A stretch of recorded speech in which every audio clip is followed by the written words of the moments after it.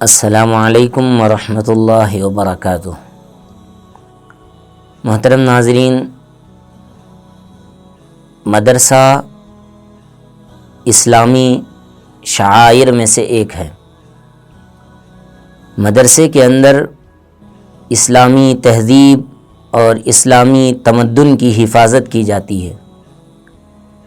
مدرسے کا تعلق آج سے نہیں ہے، مدرسے کا وجود اس دور سے نہیں ہے، بلکہ جس قدر اسلامی مذہب پرانا ہے، اسلام پرانا ہے، اسی قدر مدارس کا بھی وجود ہے اور اتنے ہی مدارس بھی پرانے ہیں۔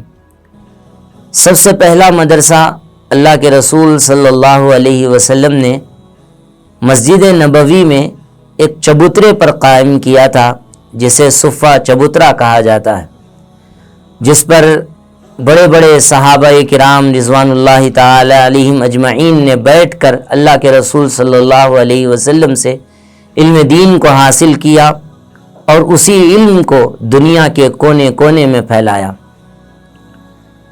جہاں بھی مدرسہ بنایا جاتا ہے، اس کا ایک بڑا اور بنیادی مقصد یہ ہوتا ہے کہ اسلام کی اور اسلامی تہذیب اور تمدن کی حفاظت کی جائے، مسلمانوں کے اندر اسلام کے پیغام کو عام کیا جائے، قرآن کی کیا تعلیمات ہیں، اللہ اپنے بندے سے کیا ارشاد فرما رہے ہیں، نبی رحمت صلی اللہ علیہ وسلم کی زندگی کیا ہے، آپ کا اسوہ کیا ہے، آپ کے اخلاق اور آپ کے عادات کیا ہیں، پریکٹیکل لائف میں نبی رحمت صلی اللہ علیہ وسلم نے لوگوں کو کیا سبق سکھلایا ہے۔ مدارس اپنے ذریعے سے عوام کے اندر، اسلام کے ماننے والوں کے اندر یہ پیغام پھیلاتے ہیں اور اسلامی ورثے کی حفاظت کرتے ہیں۔ بالخصوص اس ملک کے اندر مدارس کا دوسرا مقصد یہ تھا کہ یہاں سے جو انگریز اس ملک پہ ناجائز طریقے سے قبضہ کیے تھے ان کو بھگایا جائے، ان کو ہندوستان کی سرزمین سے نکال دیا جائے۔ ان دو مقاصد کو مدارس نے اچھی طرح سے پورا کیا اور اسلام کی تعلیمات کو جگہ جگہ عام کیا۔ آج دنیا کے اندر جہاں جہاں بھی اسلام پنپ رہا ہے، اسلامی عمارتیں نظر آ رہی ہے، اسلامی رونق نظر آ رہی ہے، قرآن کی تعلیمات عام ہو رہی ہیں، نبی رحمت صلی اللہ علیہ وسلم کی احادیث کا تذکرہ ہو رہا ہے، یہ سب ان مدارس کا اثر ہے۔ مدارس اس وقت معاشرے کے اندر ریڑھ کی ہڈی کے مانند ہیں۔ مدارس ہر دور میں انسانوں کی ضرورت کو پورا کرتے ہیں، بالخصوص مسلمانوں کی تمام ضروریات مذہبی طور پر مدارس پورا کر رہے ہیں۔ آپ دیکھ لیجئے، جہاں پر بھی مدارس آباد ہیں وہاں پر اسلامی تہذیب و تمدن کے آثار نظر آتے ہیں۔ جہاں کہیں بھی کچی پکی مساجد ہیں، ان مساجد میں امامت کرنے والے، اذان دینے والے اور مساجد میں صبح و شام خدمت کرنے والے یہی مدارس سے پڑھے ہوئے افراد ہوتے ہیں۔ اس کے علاوہ جہاں جہاں بھی اسلامی مدارس قائم ہیں اور وہاں پر قال اللہ اور قال رسول کی صدائیں بلند کرنے والے، قرآن کی تعلیم کو عام کرنے والے، نبی رحمت صلی اللہ علیہ وسلم کی احادیث کا تذکرہ کرنے والے، کیا حلال ہے کیا حرام ہے ان سب چیزوں کو لوگوں میں بتانے والے یہی مدرسے میں پڑھ کر علم دین حاصل کرنے والے افراد ہوتے ہیں جو ان پیغام کو عام کرتے ہیں۔ اسی طرح مدارس ہر دور میں نیک اور صحیح سوچ رکھنے والے افراد کو پیدا کر رہے ہیں۔ مدارس سے خانقاہیں آباد ہوتی ہے، مدارس سے مسجدیں آباد ہوتی ہیں اور مدارس ہی کے ذریعے سے بہت سارا دعوت و تبلیغ کا کام، تصنیف و تالیف کا کام اور عوامی رہنمائی کا کام انجام پاتا ہے۔ لوگ نت نئے مسائل لے کر حاضر ہوتے ہیں اور اسی طرح سے کئی ایک مسائل میں لوگوں کو کاؤنسلنگ کی ضرورت پڑتی ہے، وہ ان کی کونسلنگ کے لیے اور ان کی ضروریات کو پورا کرنے کے لیے مدارس ہی دارالافتاء قائم کرتے ہیں اور صاحب بصیرت مفتیان عظام ان کے مسائل کو حل کرتے ہیں۔ اس سے معلوم ہوتا ہے کہ مدارس معاشرے میں اس وقت کس قدر اہم اور کس قدر بنیادی ضرورت کو پورا کر رہے ہیں۔ اس کے علاوہ مدارس ایک NGOs کی طرح بھی کام کرتے ہیں۔ مدارس میں آنے والے اکثر طلباء کا تعلق غریب فیملیوں سے ہوتا ہے جن کا کوئی پرسان حال نہیں ہوتا۔ مدارس میں آنے والے اکثر بچے یتیم ہوتے ہیں جن کے والد کا انتقال ہو جاتا ہے۔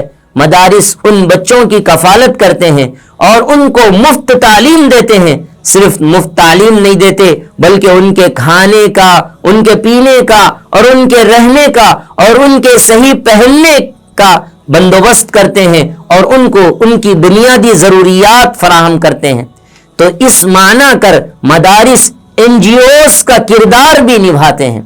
اس کے علاوہ مدارس سے ہر دور میں امن و امان کی تعلیم دی گئی، پرامن شہری بنایا گیا، اور مدارس کسی خفیہ ایجنسی میں ملوث نہیں ہوتے۔ مدارس ایسے معاملے کو ہاتھ نہیں لگاتے جس سے اس ملک کی شبیہ خراب ہو۔ مدارس میں پڑھنے والے، مدارس میں علم دین حاصل کرنے والے، مدارس میں اللہ اور اس کے رسول کا نام لینے والے کبھی کسی دہشت گردی سے تعلق نہیں رکھتے، بلکہ انسانیت کا سبق سکھایا جاتا ہے، انسانیت کی بنیاد پر لوگوں سے محبت کرنا سکھایا جاتا ہے، انسانیت کی بنیاد پر معاشرے میں اچھا رہنا سکھایا جاتا ہے۔ اللہ تعالیٰ کے کیا حقوق ہیں، اللہ کے رسول صلی اللہ علیہ وسلم کے کیا حقوق ہیں، پڑوسی کے کیا حقوق ہیں، ماں باپ کے کیا حقوق ہیں، بہن بھائیوں کے کیا حقوق ہیں، رشتہ داروں کے کیا حقوق ہیں، جس راستے پر چل رہے ہیں اس راستے کے کیا حق ہیں، جس محلے میں آپ رہ رہے ہیں اس محلے کے کیا حق ہیں، بوڑھوں کے کیا حقوق ہیں، بچوں کے کیا حقوق ہیں، تمام حقوق کو، سب حقوق یہ مدارس میں اپنے پڑھنے والے بچے، مدارس میں علم دین حاصل کرنے والے بچوں کو مدارس اچھی طرح سے سمجھاتے ہیں۔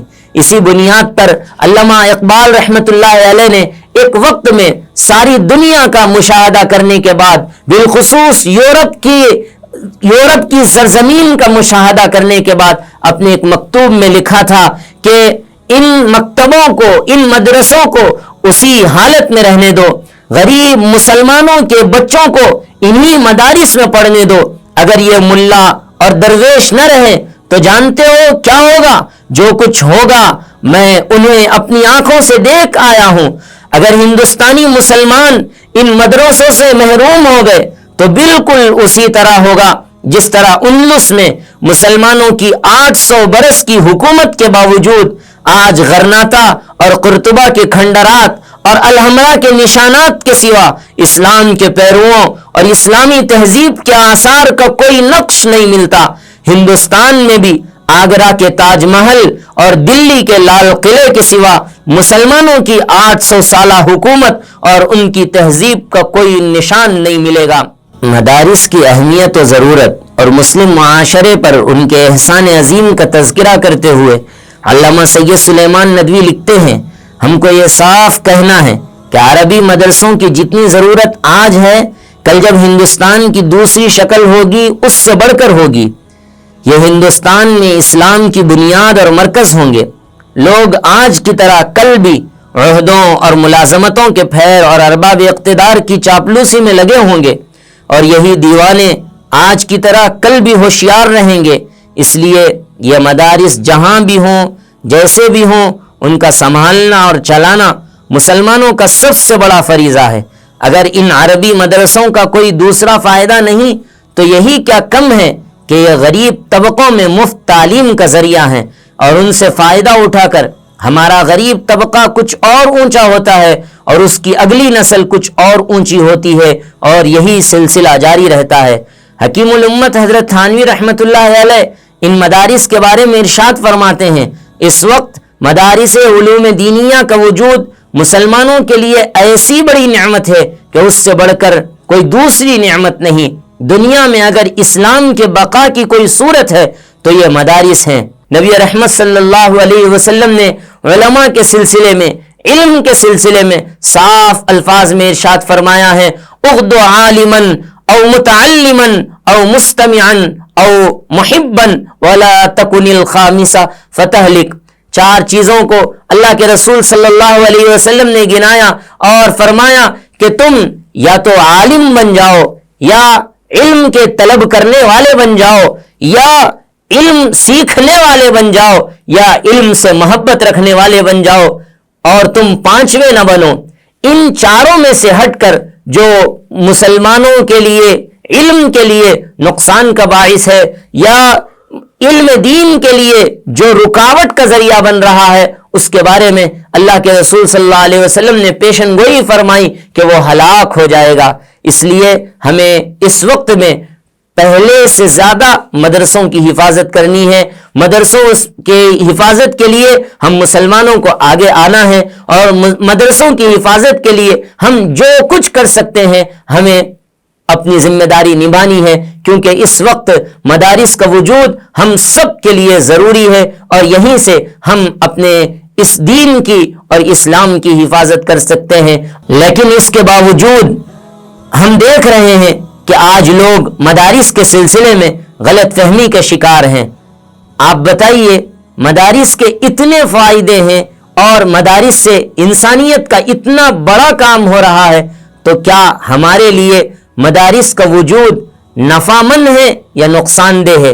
مدارس سے اسلامی تہذیب کی حفاظت کی جاتی ہے. مدارس NGOs کا کردار ادا کر رہے ہیں. غریب بچوں کی تعلیم کا نظم ہوتا ہے، ان کے فری کھانے کا، فری راشن کا نظم ہوتا ہے، فری کپڑوں کا نظم ہوتا ہے، فری ہاسٹل کا نظم ہوتا ہے اور مدارس سے انسانیت کی خدمت کی جاتی ہے. مدارس سے امن کی تعلیم دی جاتی ہے.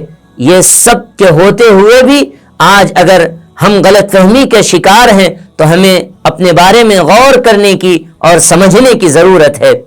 ہمیں غلط فہمی کے بجائے مدارس کی حقیقت حال کا جائزہ لے کر مدارس کے سپورٹ میں آگے آنا ہوگا.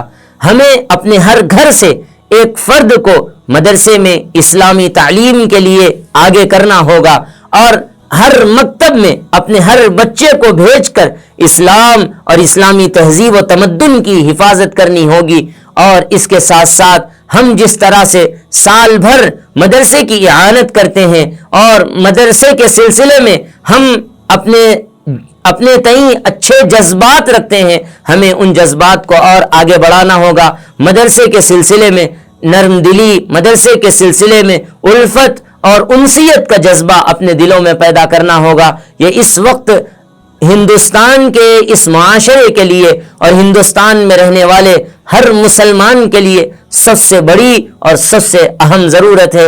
اللہ پاک ہمیں مدارس کی حقیقت کو سمجھنے کی توفیق نصیب فرمائے اور مدارس سے ہمیں وابستہ ہونے اور اس کے نفع کو سمجھنے کی اللہ پاک ہم کو توفیق نصیب فرمائے. آمین یا رب العالمین. وآخر دعوانا ان الحمد للہ رب العالمین.